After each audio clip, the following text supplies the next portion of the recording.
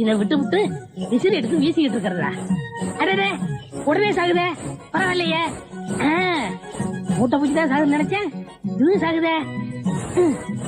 அண்ணே அண்ணே, என்னடா சும்மா நொண்ணே நொண்ணேன்னு கூப்பிட்டுக்கிட்டே?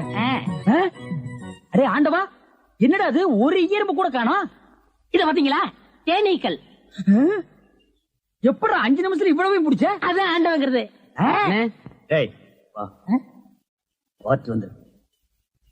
என்னங்க பலகாரம் எல்லாம் ரொம்ப சுத்தமா இருக்கு. ஆமாங்க, இன்னைக்கு தாங்க கழுவி வச்சேன்.